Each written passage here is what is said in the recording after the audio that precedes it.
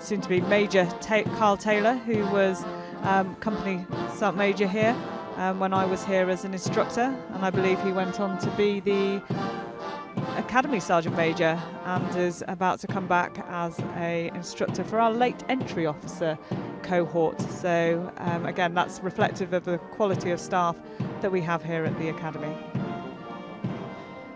And you mentioned the late entry officer course. We should just mention that Sandhurst doesn't only train regular officer cadets, it trains the reserve officer cadets as well, and many other parts of the British Army, including the late entry officers course.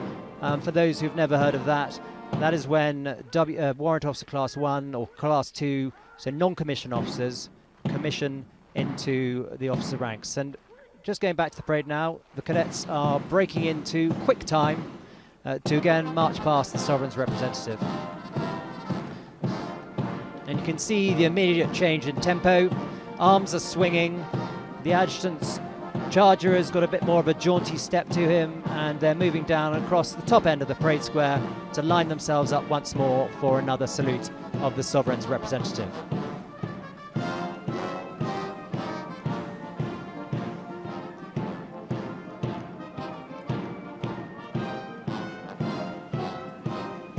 I think you can hear the very strong drum beat. I mentioned that earlier on, how important the music is to the parade. That drum beat is aiding the cadets with their keeping time, keeping step.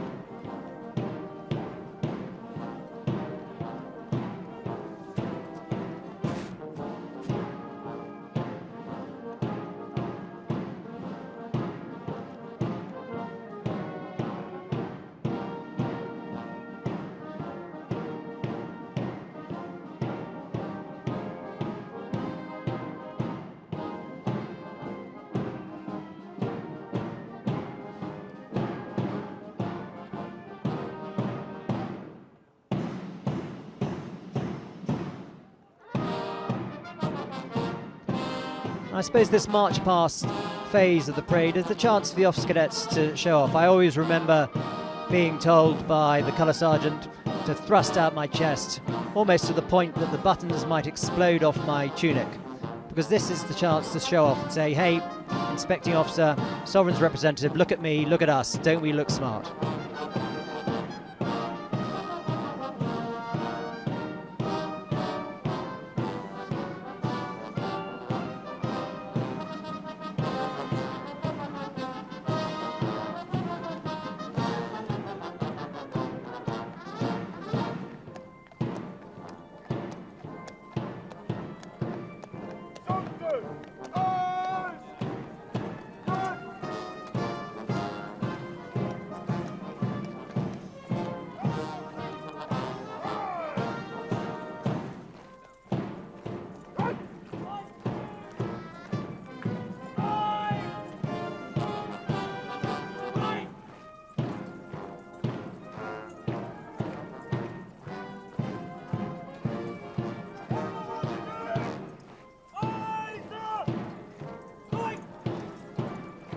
Being in the Academy adjutant at Sandhurst was one of the highlights of my time in the British Army.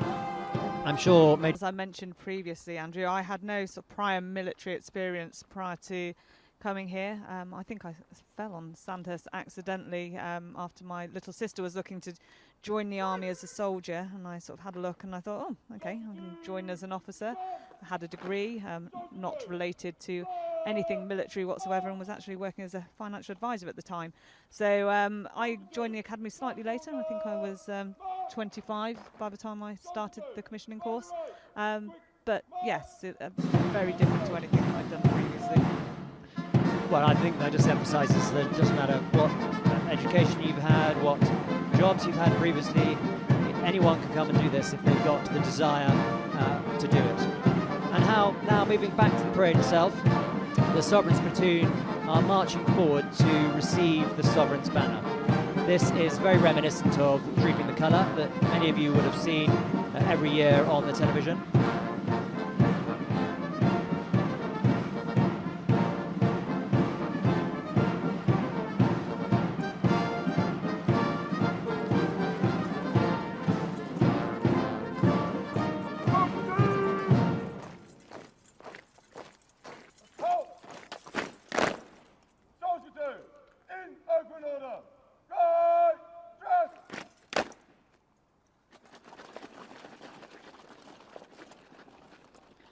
So there the Sovereign's platoon has come forward, they've halted, they're getting an open order, getting those lines dead straight, ready to receive the Sovereign's banner.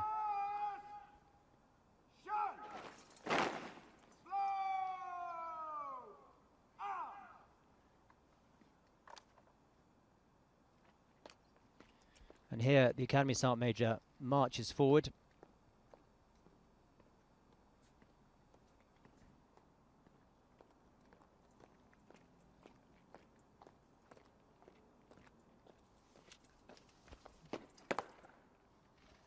So there we have the Academy Sergeant Major, W01 Purcell, the Irish Guards.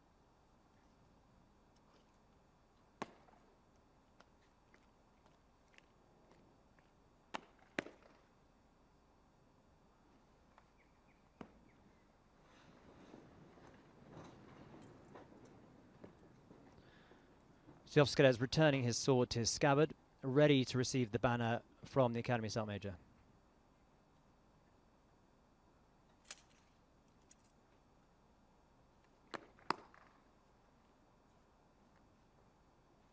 And no doubt they will have rehearsed this numerous times prior to today's parade.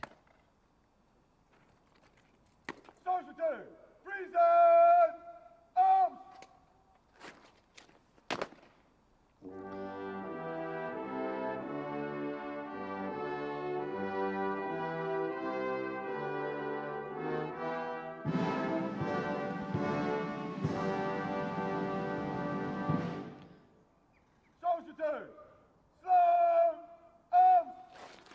And you have seen the officer cadet with a rifle, two of them there, both on either end of the platoon, turning outwards in a ceremonial act of defence of the banner.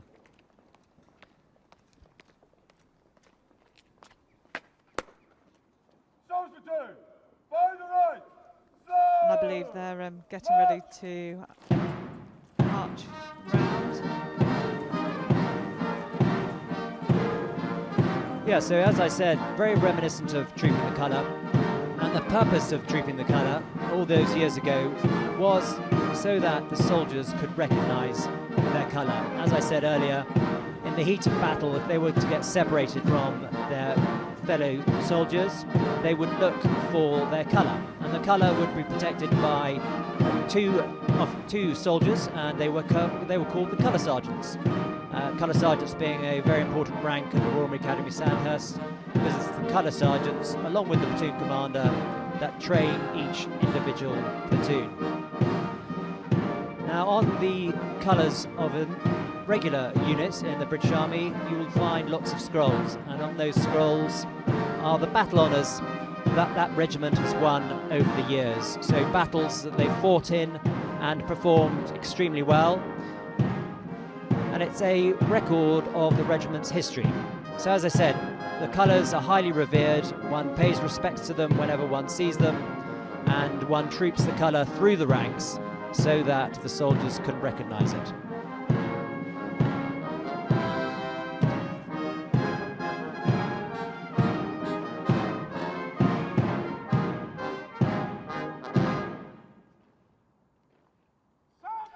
Now, I think today the way they do it will be slightly different, again because of COVID. Normally they would march it, as I say, through the ranks, but it will probably be marched in front of the ranks for the purposes of today. Yes, we had a brief glimpse of the stands there. You'll notice there's plenty of empty seats, and again that's to make sure that they remain compliant and socially distanced within the stands. So we hope those of you that unfortunately weren't able to attend today will join the parade on what is a slightly miserable day, but unfortunately for us the rain has held off.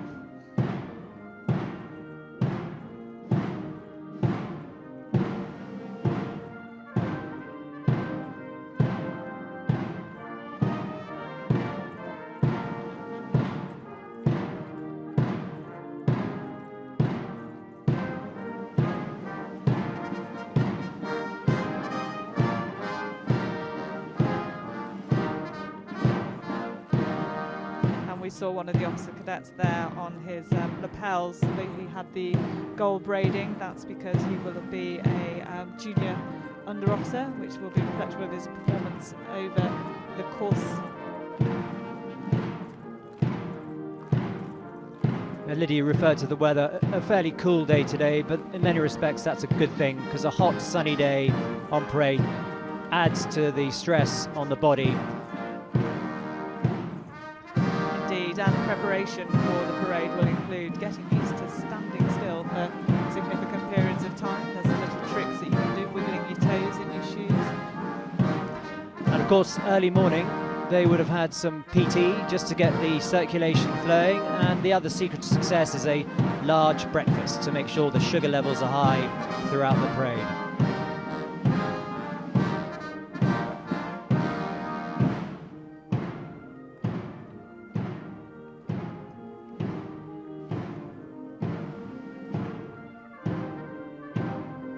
Again, have the new college adjutant.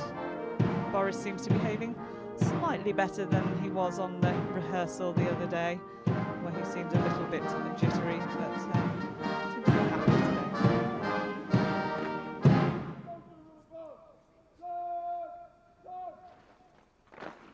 Soldier 2, present, arms!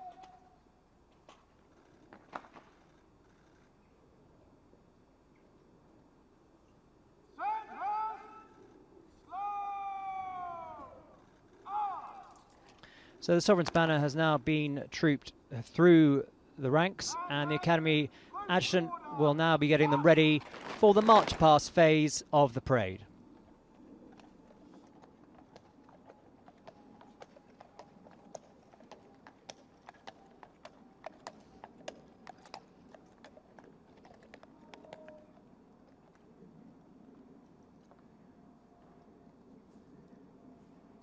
Sandhurst will march past in slow and quick time.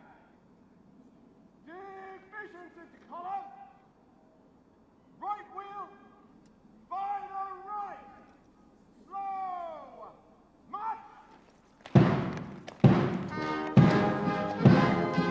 So the order's now been given, and the officer cadets will march past the Sovereign's representative both in slow time and in quick time. And this moment, actually, for anyone who's been on parade a long time, is a blissful release, as one is allowed to move for the first time in maybe about 35 minutes.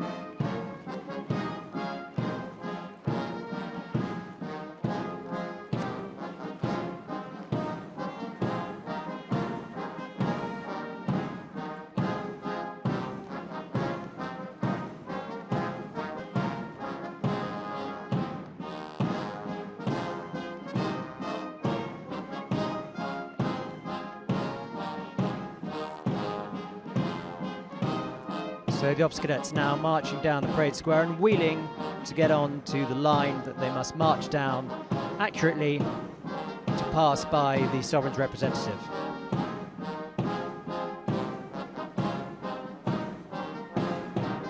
And I mentioned team spirit earlier on. It's this point that you really have to work hard together as a team on the parade square, because what you're looking for is a dead straight line as you go past that saluting dais, and anyone who's been in the military for any length of time knows exactly what they're looking for, and General Sanders will certainly be no novice to a parade such as this, so he knows what to expect.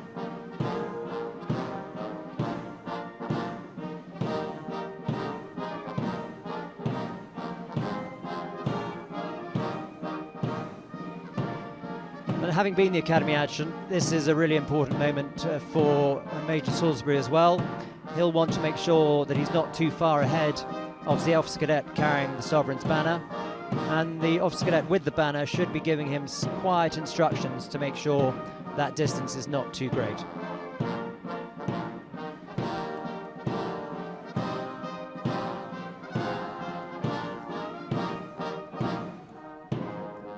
And you will see in the stands there the officers saluting the banner as it comes past.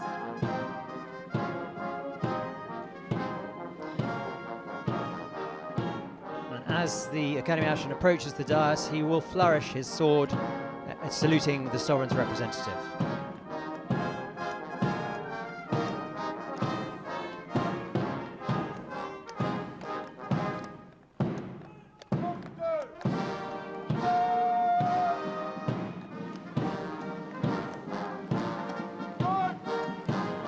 Now we have the Sovereign's representative and the Commandant returning the salute.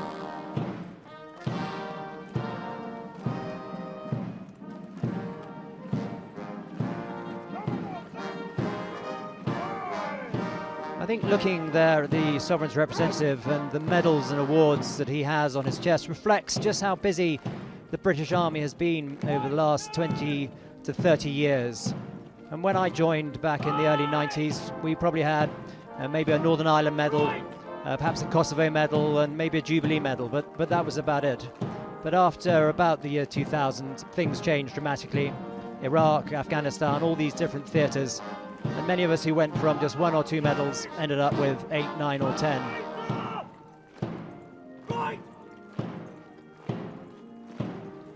And I think this also represents just the variety of life that one can have as an officer or soldier in the British Army. The endless opportunities to travel and experience life on the edge.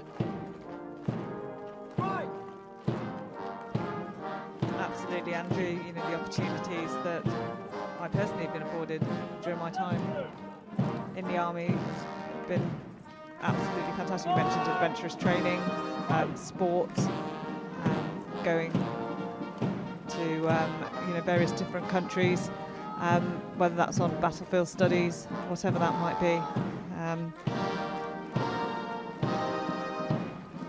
there we can see many faces of British officer cadets and overseas officer cadets. As we mentioned previously, the full pageantry of Sandhurst and life at Sandhurst is not complete without those overseas officer cadets. Indeed, when the cadets marched on to the parade square today, they would have passed the Overseas Memorial, which is a memorial to officer cadets from overseas that have served here at the Royal Military Academy Sandhurst. They have a very special place in our heart, and as a British officer, I fondly remember the officer cadets from overseas that were within my